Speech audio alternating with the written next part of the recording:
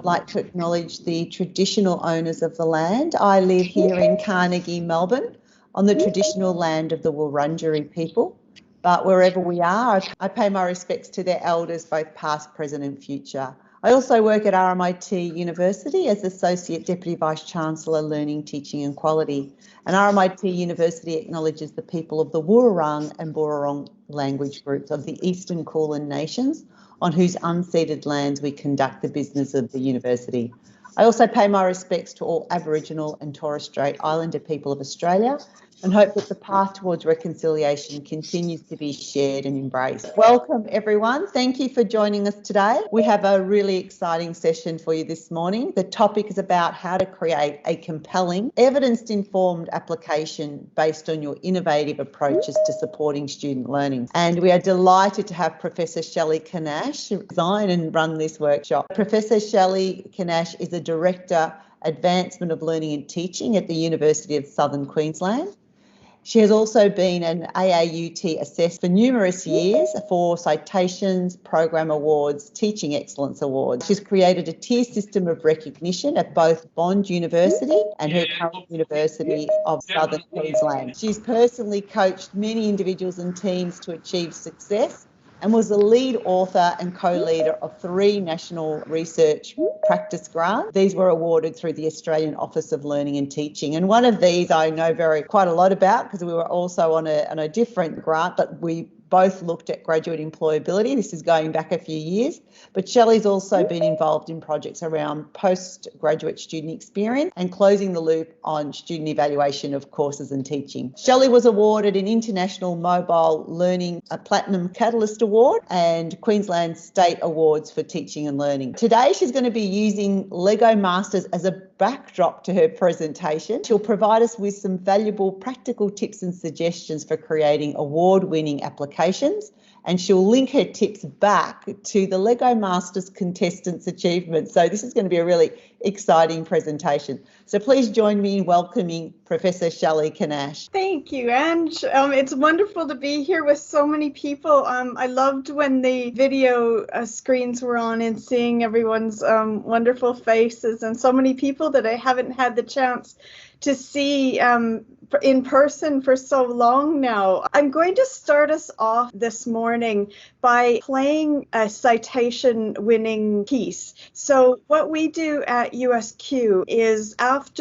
with our citation awardees or teaching excellence awardees, we create a video with them afterward. The script of the video is the 4-page application statement. We were very, very happy this year to have submitted applications with 4 people across 3 citations. 2 were a pair, and all 4 were awarded, were successful. So I come to you with knowledge and experience, and this is just 1 year. So we've been very, very fortunate across my years here at USQ and across my years at Bond University, both to be awarded citations and teaching excellence award winners. And I've worked really closely with the AAUT to make that happen. So I bring to you first a short video from Ashley Jones, who is one of the this year's awardees.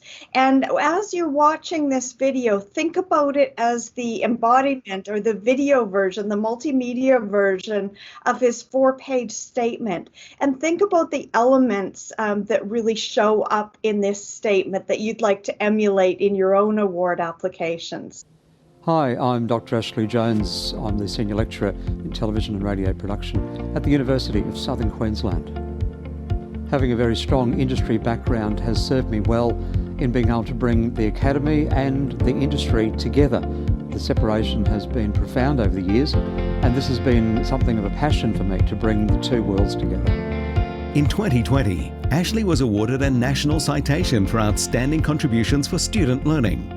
The award was for supporting television and radio broadcast students' learning through student-centeredness, industry engagement, and sophisticated technologies resulting in graduate career success. The skills I've learned from Dr. Ashley has helped me gain a variety of industry experience, and his teaching style is super friendly, and I love working under him, and it's helped me become job ready. Since 2007, Ashley Jones has designed and refined a strongly employability-focused television and radio broadcast program for USQ. Ashley has drawn on his broadcast media industry background and on the pedagogy of authentic learning to provide USQ students with an advantage in the competitive broadcast media industry. This is Shelley Young, News Director from 7 News Queensland. Just a little tribute for you, and to say that obviously you would be more or less on my speed dial because of the number of times I've called you in, usually in the state, wondering if I can pick your brain for some talent around town, whether it be journalists or sports journalists or camera or social. So we really rely on you quite a lot with knowing that there's talent out there who's being trained properly. USQ's television and radio students learn through annual career goal reflection activities, industry placements which are aligned to their evolving career goals, assessment in authentic industry contexts, regular interactions with industry professionals, and through working on USQ's own television channel, Phoenix Media, using industry standard studio equipment. And I'm pleased to say that wherever I go, his work out there at the USQ is certainly well recognised in the industry. And there are many, many people out there who can thank him for what he's done in training them in the finer arts of broadcasting and communication. A key indicator of the impact of Ashley's approach is the near doubled growth in employment of USQ television and radio graduates, from 45% in 2007 to 85% in 2019. I'm deeply humbled to receive this award.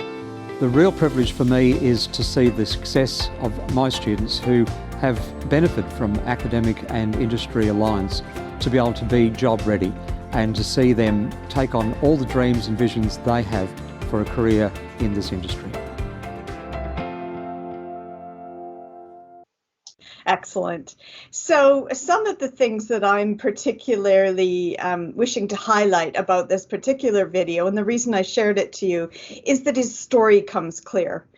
So it's really easy to see why it is that he has submitted a citation application for outstanding contribution to student learning. So it's really clear to see what's the narrative, what's the plot, how does this come together? It's evidence-based. So one of the statistics that really stands out is that he's doubled the employment rate of his students. It's also multi-stakeholder. So you hear the perspectives from different stakeholders, and you can see that he's evolved and has a strong teaching philosophy that he's developed over time. All right, so we formally commenced the 2021 AAUT briefing session, Writing a Successful Application.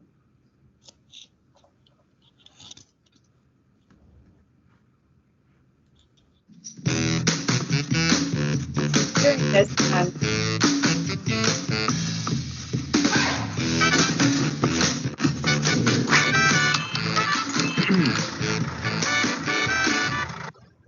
so kudos to our wonderful animators at USQ who have drawn this beautiful animation. As Ange says, I'm a big fan of Lego Masters and wish to use that all the way through. I was thinking, this just kept me thinking about writing, learning, and teaching applications and going forward with this as a metaphor.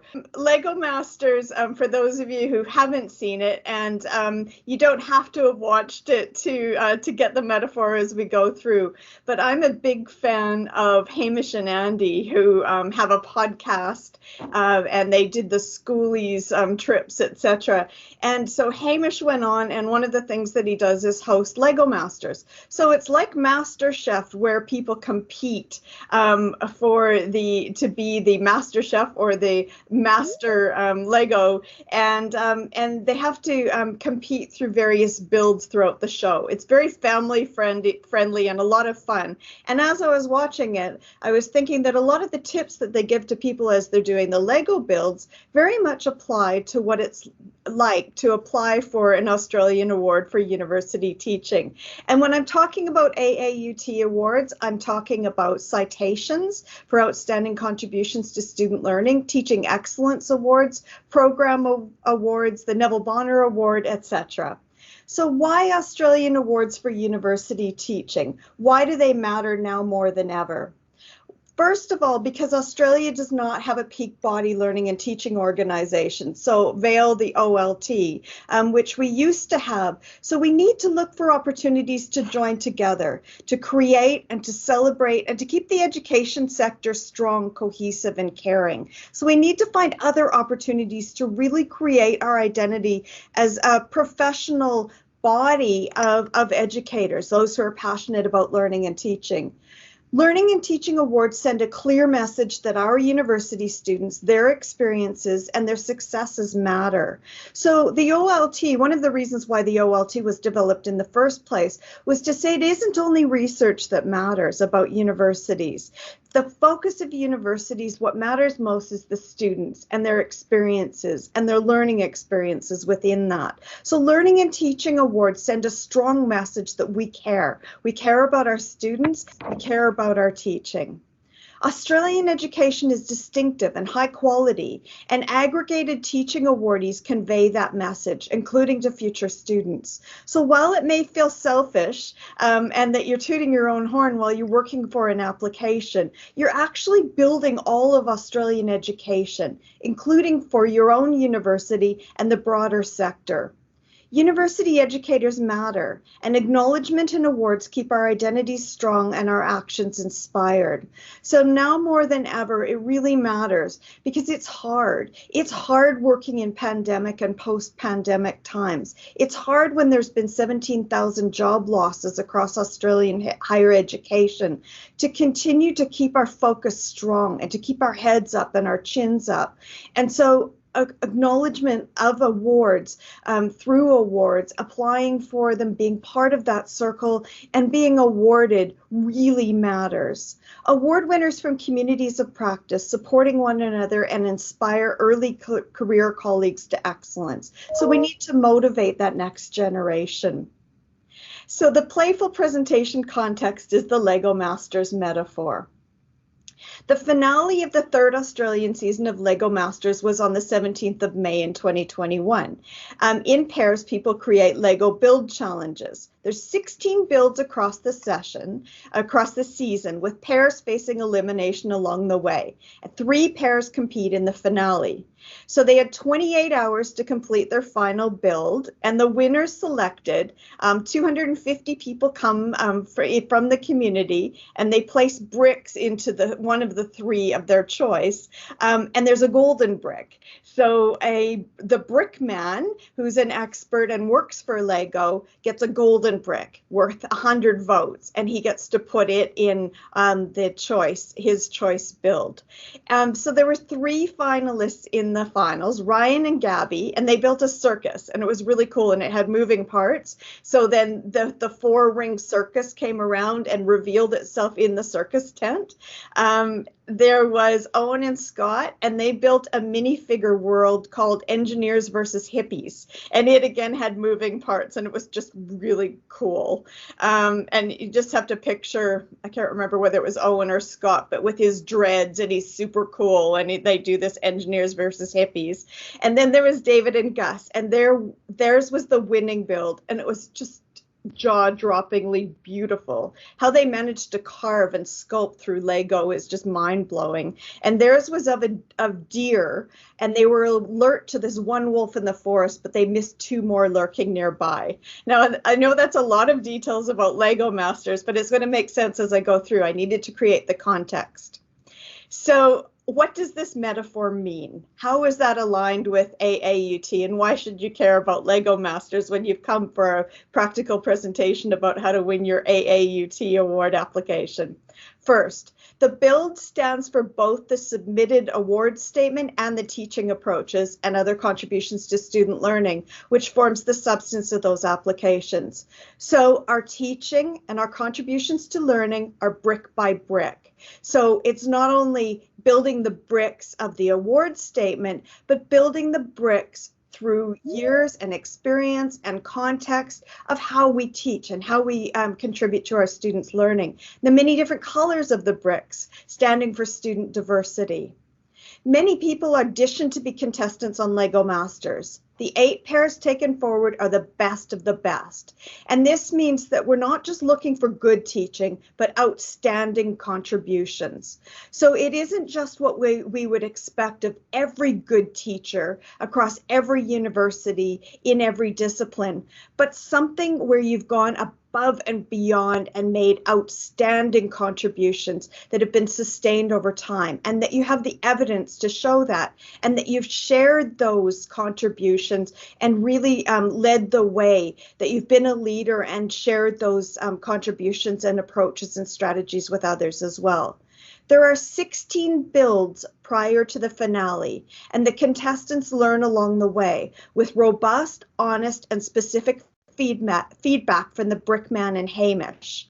And this is really important because I know that at both Bond and USQ, the applicants usually started to hate me somewhere in the process as they'd written yet another draft. And they were thinking, you know, they would say to me, remind me why I went into this in the first place. Why do I have to write another draft of my application? But you're learning along the way. And it's such an important, it isn't just about the award, but about the journey, because it's that reflection and it's that thinking about your story and your teaching and learning and what you do that's so important. And many people have come back, whether they've been awarded or not, and said, that was one of the most powerful things I've done across my years in higher education. Because to synthesize that and to write about who I am and how I teach and what I think about learning and how I feel about my students and what strategies I use, really refined my future teaching as well. It really helped me to be a better teacher. Fourth is that Lego bricks are an apt metaphor for teaching approaches and learning contributions. We build them layer by layer on a strong foundation. So we have our theories, our approaches, our philosophies, the educational approaches that ground our approaches, and we layer the bricks onto that. Building Lego is doing something. It's creating, making, contributing. And that's what we're talking about with AAUT Awards as well. We're doing something. We're creating a better future through our students. For institution support teams, how to be like Brickman and Hamish. So these are for institutional contact officers. This is for educational designers, academic developers, all of the people who support the people who are awarded the awards. And at those awards, you know, we could really pack out the house with the number of people who were underneath that application. So the first point is the Brickman cries. It was quite funny. And my husband and I would kind of bet, okay, here it comes. Here's the point at which he cries. And he cries every show, not just the finale. But he cries because he really, truly cares about Lego. So I substitute the word teaching in there, and he shows it. So we cry because we really, truly care about teaching, and we show it. So build that passion. If you're an ICO and you're working with the applicants for the awards, mentor that passion, share that passion, model that passion. Second is to personalize. The Brickman and Hamish, they know contestants' strengths and they help build the contestants' capacities and identities. And they keep saying, stick to your strengths. So one of the teams was excellent at the moving parts. And so they encourage them to stick to that. The winning team are excellent at sculpting through Lego, and they would encourage them to do that. So they would help learn their applicants or their builders' strengths and encourage them to stick to them. So personalize, just as we do for our students, personalize for your applicants as well. There are 16 builds before the finals. So it's really important that institutions who win, you know, when we see that award booklet and we see which universities, which institutions won the Teaching Excellence Awards and the citations and the program awards as well, and we see that some almost always take down the house. They're in that booklet with many awardees every year on year. And one of the things that we know about those institutions is because they have a formative ladder of awards. They award people at the school level, the faculty level, the institutional level, and then the national level.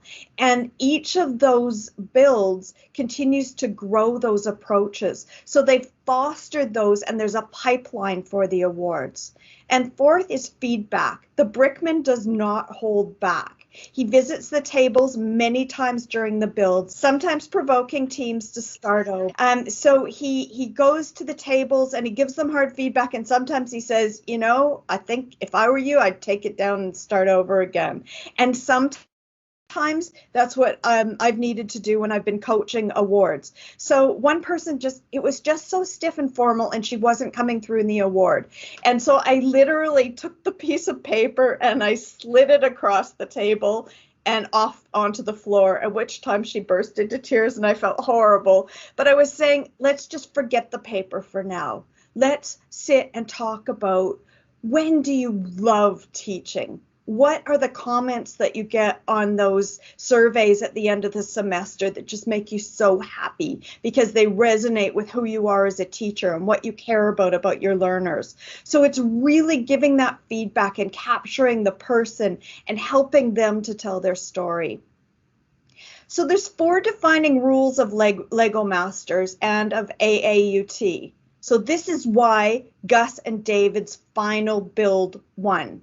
So this is why our Australian awardee of the year, Jack Wang, why his won versus all of the other ones. Number 1, the story was clear and conveyed emotion. We do lots of outstanding things when we're an outstanding teacher, but what is it that you need to make that story really clear and cohesive? So with your with the beads on your necklace, you need to have that chain. You need to have the chain, the backbone, the spine that you're putting the beads on.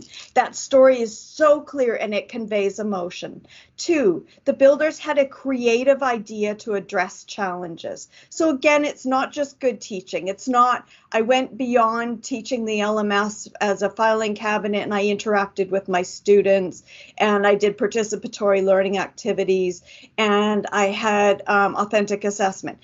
Because everyone who really cares about their teaching should be doing those things.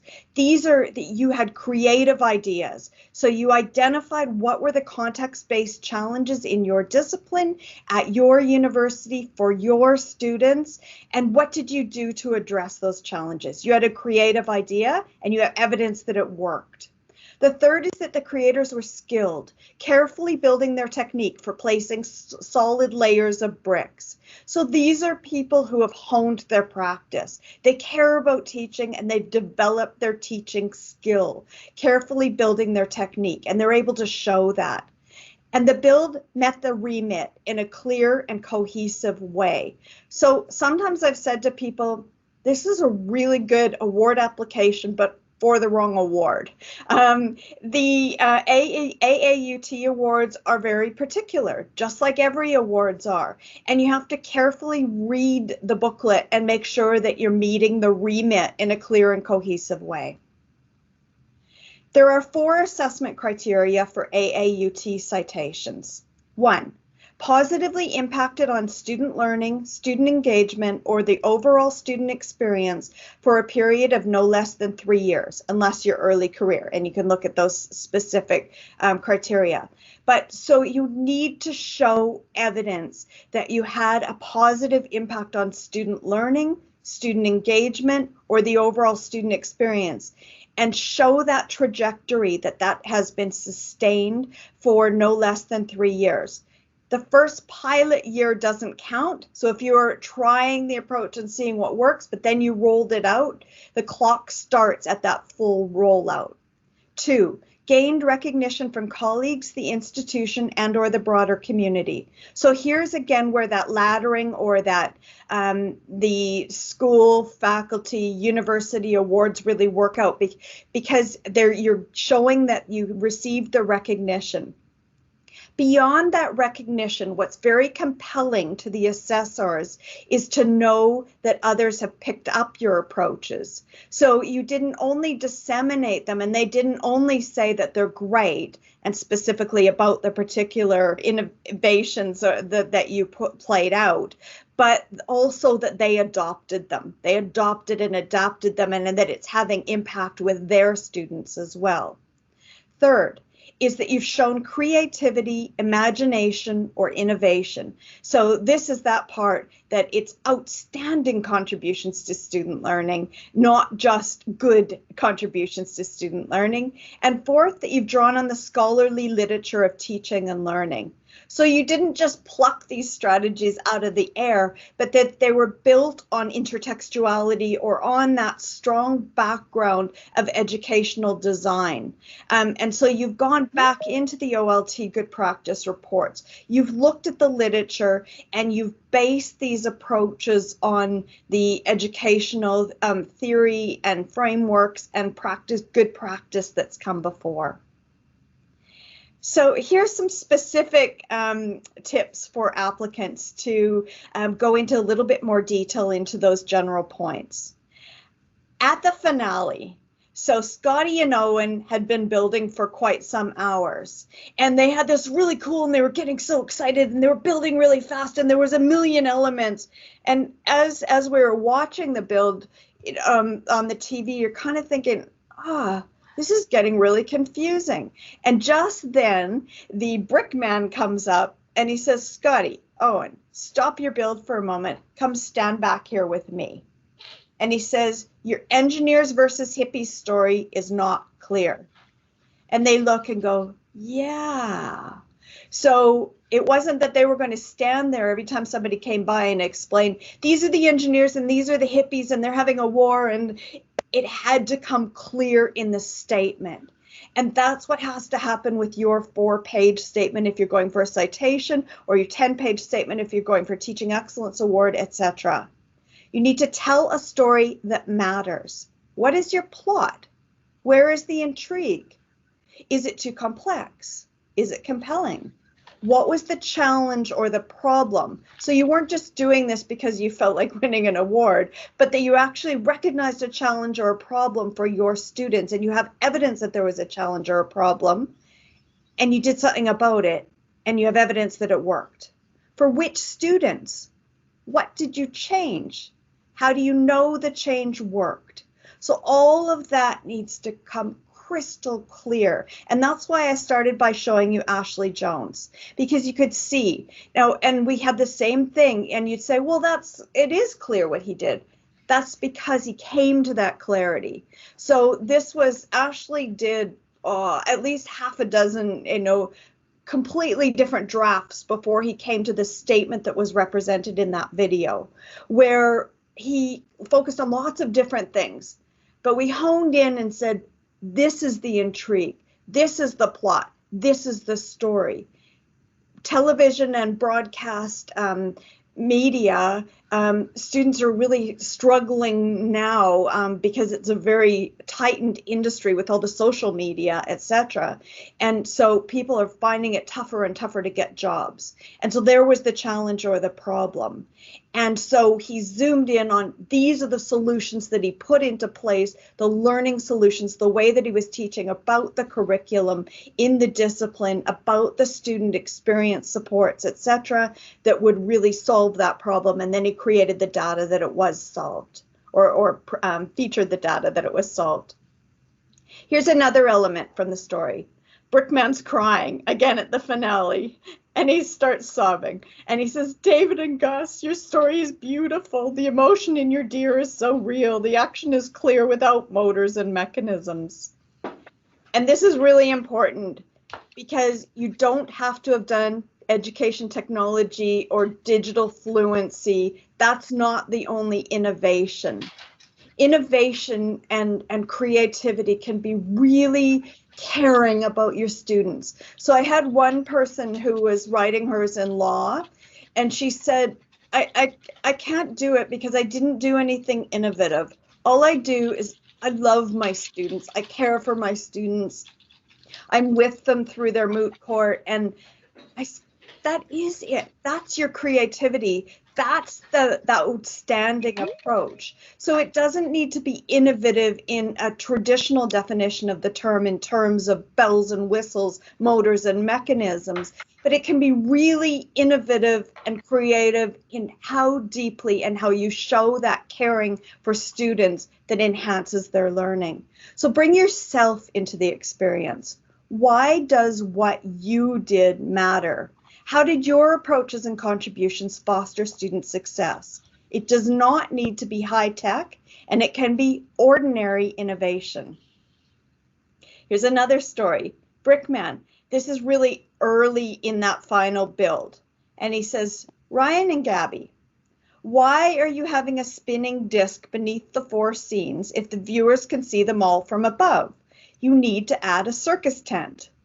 And they're like, oh no, now we have to build on this other component. But he was entirely right, because they decided, oh, let's put a cool factor in because we're good at moving parts with motors. Techno-Lego? Technic, that's it. So they wanted to put the Technic part in because they're good at it, but it had no purpose. Because so it spun, but you were looking at it from over top, so you could see all 4 scenes anyway. So why did it matter that it spun? So he said, if you add a circus tent and they can only see in the door of the circus tent, then they can only see one of the rings of the circus at a time. And now it matters. So this statement that you give must be cohesive and hang together. Each brick must be laid with purpose and precision. So the published literature, including philosophy of teaching and learning, forms structural foundation bricks. Bricks of evidence must be laid for the problem or challenge and to evidence that you solved the problem, outcomes and impact. So this is the layering the bricks. So you need to create, first start with the bricks that say, here's the problem or challenge, and here's the evidence that I knew that this was a problem or a challenge for my students. Here's what I did, and here's the bricks of evidence that, why did I know? How was I informed? Why did I choose that approach? So what's the educational theory and frameworks and good practice upon which you built that? And then the layers as you go to say, building on the layers of this is what I did, and then the layers on this is how I know it worked, the evidence that I know it worked. And then the icing on the cake is it works so well that I've scaled up this innovation and I've taught other people how to do it. And now they're doing it with their students and it's working for them as well. The tricky bits, Technic Lego. So again, why is that piece spinning? What does it have to do with the story? What evidence are AAUT assessors looking for? One of the main reasons why AAUT applications are turned back is that people are only using student evaluation of courses and teaching survey scores. So those surveys that your students do at the end of each semester, that's the only evidence provided. And the evidence often does not align with the approach. So some of the applications will bulk list all these comments from the students and high scores, but that doesn't evidence what they were saying. So they were saying that I've improved student learning, but the evidence that they were provided said she's an outstanding teacher. Well, that evidence doesn't show that you improved their learning. It shows that you're an outstanding teacher, and that's not the award application. So the evidence that you provide has to support what the story is, what you're trying to say. You need to determine the evidence based on what you're trying to prove. Change you led or enacted. Was the problem for your students fail rates? Then the evidence that you would use is improved grade distributions over time. Was the problem for your students attrition? Then you need to show improved retention rates over time as evidence. Was the problem for your students industry alignment? Then use student professional association memberships and employer satisfaction survey results as evidence. Those are only 3 examples. This isn't all inclusive, but what I'm trying to show you here is how to connect the dots. Say, what was the problem? What did I do to solve that problem? And what's the evidence that it worked? Another thing that happened in Lego Builder, at at the top, at the beginning of each of those 16 builds, the Brickman and Hamish would say, it's time to take out your sketchbooks and draw your full build. You need to plan ahead and plan the whole thing cohesively. Write the end of your novel before you write the beginning. So how do you choose a category? There's 4 categories. One is approach. This is for citations, and you can apply this when you're writing for your Teaching Excellence Award. You're going for all 4 categories. If you're going for a citation, you choose 1. Approaches to teaching and the support of learning that influence, motivate, and inspire students to learn. So if what you're writing about talks about your teaching and about your students learning, then this is the right category. So I've highlighted the keywords in each. Second, development of curricula, resources, or services that reflect a command of the field. So if your focus is on developing that discipline-based curricula and resources, then you're going for number 2. The third, effective assessment practices, and this is new, effective assessment practices that bring about improvements in student learning, focus on academic integrity. So if you're talking about how the students learn through the assessment that you developed, or authentic assessment, if you're talking about academic integrity, then you're going for number 3.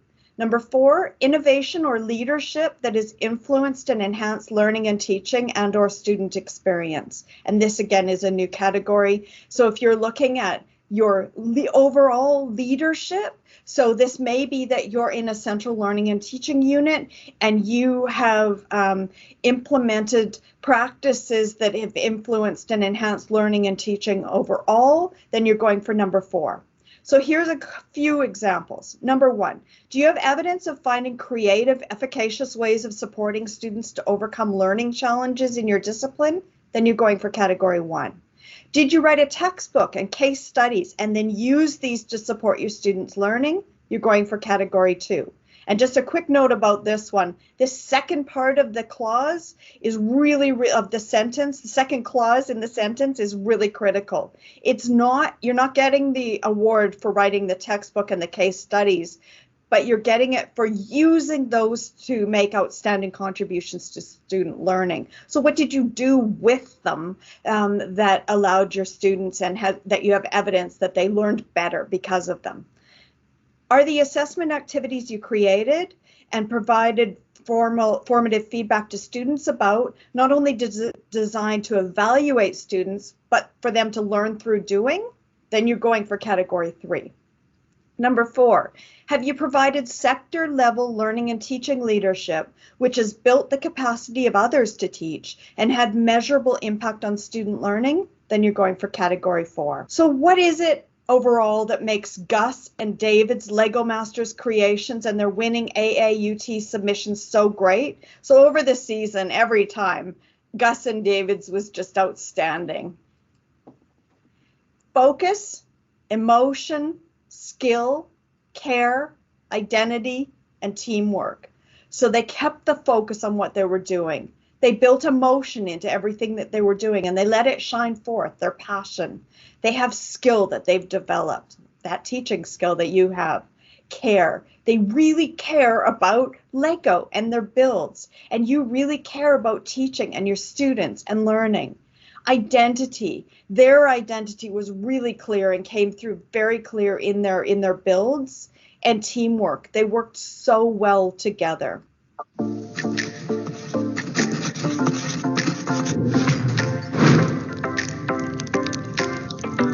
The other thing that AAUT is going to send out to you post-presentation is two collated checklists. So I've put together a 20-point checklist for applicants and a 10-point checklist for institution contact officers and others who are supporting applications. So all of these points that I've given you now, I've put together into a really practical checklist. So as you're writing your applications, you can go through and say, yep, I've accomplished number 1, number 2, etc. And we will add all these resources onto the AAUTN website as well as AAUT UA website. So that's on the Universities Australia website, but also our Australian Awarded University Teachers Network website. So Shelley, I'll just open it up for questions, and then Angeline, I think you wanted to do some key reminder of date. Marco? Yes, hi. Just a quick question. I'm submitting my nomination form, and among the things that I need to tick, there's also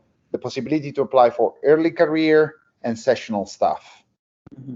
Now, I'm a TA in Monash, and I've been teaching for the past less than 5 years. Should I tick those two boxes because I'm both sessional and less than 5 years teaching, or one of the two? Doesn't make any difference? Should I just leave it blank and don't tick the boxes? No, you should definitely tick one of the boxes, and I'll leave it up to you whether you want to go into early career or whether you want to go into sessional, but you'll need to tick one of the boxes. So those are different. So if I tick one of the two, that will apply for different citation awards, right? It'll put you in one of the categories, that's right. Okay. So what's the interpretation for early career regarding teaching? It's, Angeline, I think the definition we've got there is less than 5 years, 5 years or less. 5 FTE years? Yep, that's right, correct. And last one, as a TA, applying for the TA citation, or it's like against everyone, like essentially? Is it just, you'll be put in a pool. If you click on the sessional, we'll be looking at all the sessionals, but we'll break them up into, they may be broken up into categories. Depends on the number of sessionals that we receive. Okay. Yep. Okay. Thank you. Great. Sonia, are you there? Yeah, hi, thanks. I have a query about the assessment categories. And my draft application so far, I'm seeing a bit of overlap between category 2 and 3 in terms of my own work. So my query is for category number 3 about the effective assessment practices. So I see within that assessment practices is highlighted, student learning is highlighted. But my question is suppose the application focuses, yes, on assessment practices, yes, on student learning, but not on academic integrity. That is not the focus.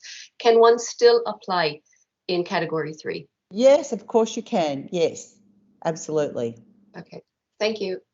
You'll see beneath those categories, there is small type as well in the application booklet, and it's really important to pay particular attention to that, and you can get some of the direct wording for your application from that. In that small text wording underneath, those are examples. You don't have to have done everything that's listed there, but there are some really concrete examples to really help you sort the noodles from the soup and decide which category you fit best into, and some of the things that you could feature within that category. Thanks, Shelley. Thanks so much. Thanks, Angie. No worries. Tracy. Hi, thank you for that, Shelley. It was really useful.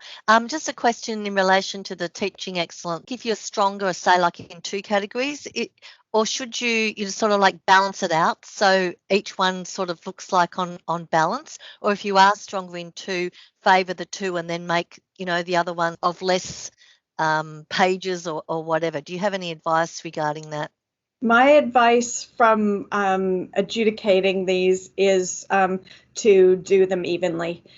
So you need to, otherwise you should be going for a citation is how the assessors feel. The assessors, if you're going for a citation, it's you've made an outstanding contribution to student learning in one of those particular areas. If you're going for teaching excellence, you've truly made an outstanding contribution to teaching excellence in all 4 of these areas. So I even divide out and say, okay, well, you've got the 8. So if you take 8 pages, you do 2 pages for each of the 4 criteria or categories, and then you've got a first page to really tell your story and capture attention and make it compelling, and you've got a final page to wrap it up and do the sandwich approach so that you've really knocked it home that you've met the assessment criteria. And within those pages for each of the 4 categories, you've embedded the evidence. It's ubiquitous throughout the statement. Thank you. And that's really good advice, Shelley. I would agree, absolutely. I would, look at making each of the 4 areas equal rather than too strong and too weak. Absolutely. Shelley really hit that response on the head there. Shelley, hi. Hi, Poppy. Nice to see you. I loved your latest journal paper about employability, by the way. Thank you so much. The work that I got from you whilst you were at Bonn was actually quite inspiring to work. It was one of the big bricks, let's put it that way. Oh, thank you. Thank you. We're going for a citation as a team here at Griffith, and they're not as common as individual applications. So there's a statement template involved and potentially other little tricks in that particular way of tackling the citation. I'd just like to hear your thoughts on some tips as a team and how to tackle this challenge. Excellent. So a couple things that come to mind first off is when I'm an adjudicator or an assessor and I'm looking at a team-based application, I'm looking for more because I feel that and these are in the conversations with my fellow assessors as well, is this is a team of people, so we expect that they've joined together and done. So it's definitely not a limitation where we say we're not going to be harder on this, but we do expect more, and expect more in terms of, I imagine that your team is because you're distributing that across multidisciplines, or because different aspects of the student experience, the student learning experience. So it's being really clear about the advantage of how that team was brought on.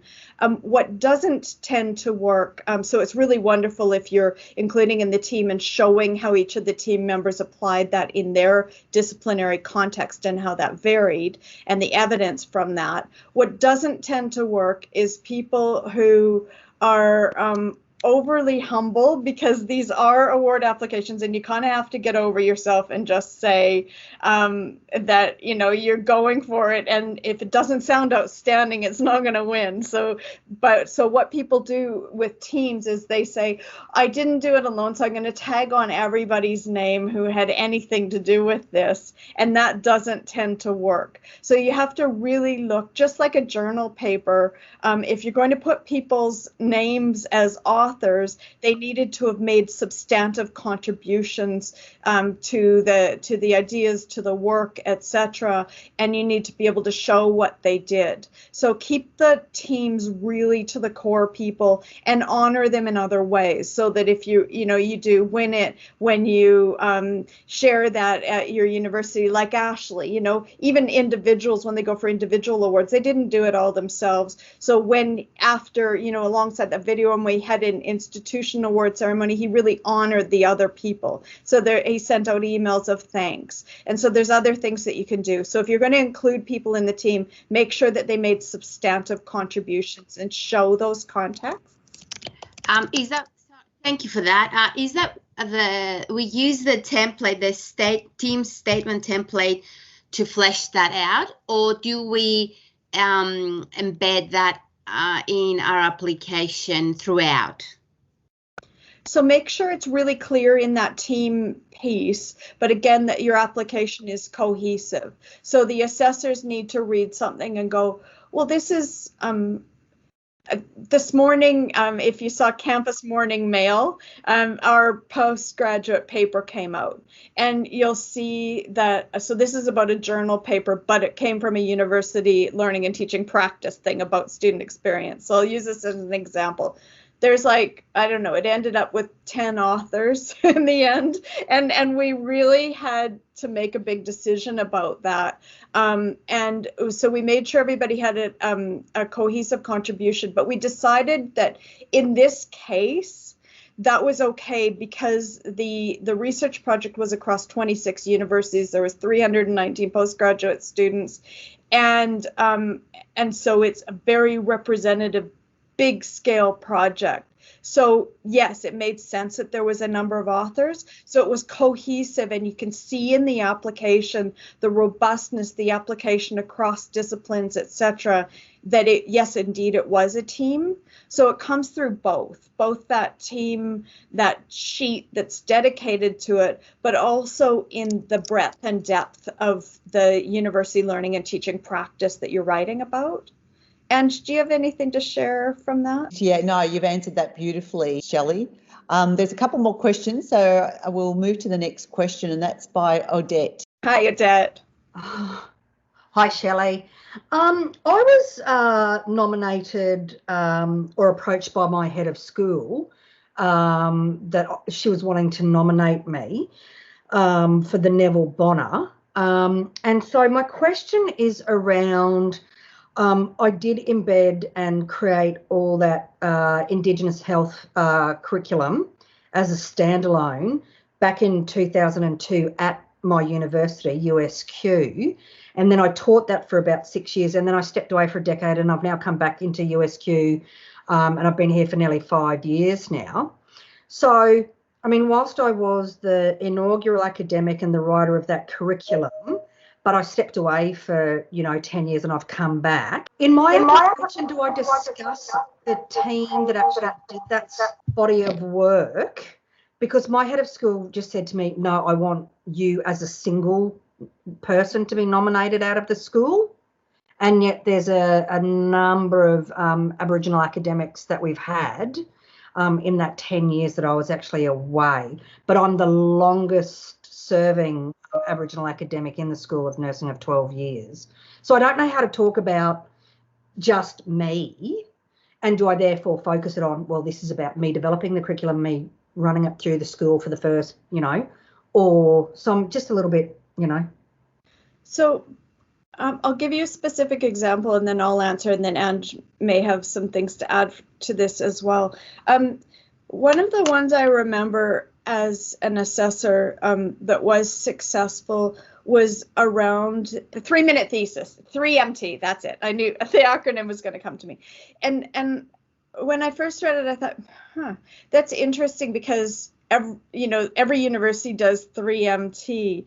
But this was one of the people who was responsible for developing it in the first place. And then he stepped away from it, and then so it's very similar to what you're describing. So he developed this really robust thing that's taken off and taken the world by storm, and now he's back into it again. So he has some currency with some of the things that he was doing, and showed how it had solved problems for students. So he at first I thought, I'm not sure, but then the way he wrote about it was so respectful and inclusive, and so he really focused on what it was that he did.